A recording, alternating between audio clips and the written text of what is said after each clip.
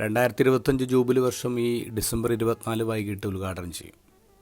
Cent Peter's ബസിലിക്കയുടെ പ്രധാനപ്പെട്ട വാതിൽ തുറന്നാണ് Francis പാപ്പ അത് ഉദ്ഘാടനം ചെയ്യുന്നത്.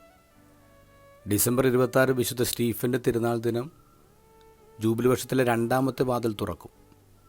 അതൊരു ബസിലിക്കയുടെ പള്ളിയുടെ വാതിലല്ല, അതൊരു ജയിലിൻ്റെ വാതിലാണ്. റോമിലെ റെബീബിയ എന്ന് പറഞ്ഞ ജയിലിൻ്റെ വാതിലാണ് രണ്ടാമത്തെ വാതിലായി തുറക്കപ്പെടുന്നത്. കത്തോലിക്ക സഭയുടെ ചരിത്രത്തിൽ ആദ്യമായിട്ട് ക്രിസ്തുവിൻ്റെ ജൂബിലി ഒരു ജയിലിൻ്റെ വാതിൽ തുറന്ന് ആഘോഷിക്കുകയാണ്. 2015 കരുണയുടെ വർഷം ആഘോഷിച്ചപ്പോൾ ഫ്രാൻസിസ് പാപ്പ തന്നെ ജയിലൊരു വാതിൽ തുറന്നായിരുന്നു.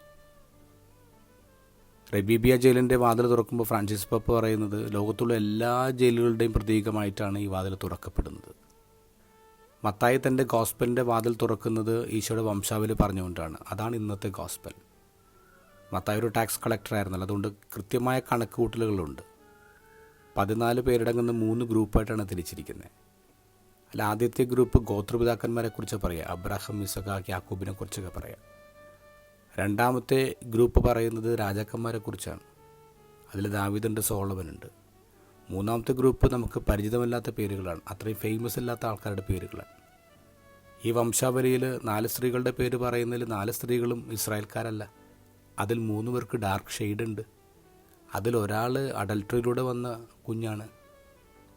അപ്പോൾ മത്തായി ഈ സുവിശേഷം എഴുതുമ്പോൾ ഇവരൊന്നും വിട്ടുകളയാത്തത് എന്തു പറയാനാണ്?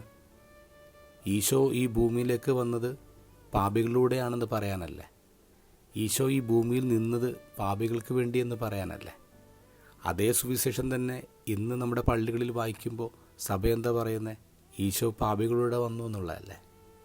ഈ ജൂബിലി വർഷത്തിൽ ജയിലിലൊരു വാതിൽ തുറക്കപ്പെടുന്നത് ജയിലുള്ള ആൾക്കാർക്ക് പുറത്തു വരാൻ മാത്രമല്ല, പുറത്തു നിൽക്കുന്ന നമുക്ക് അകത്തേക്ക് കയറാനുമാണ്.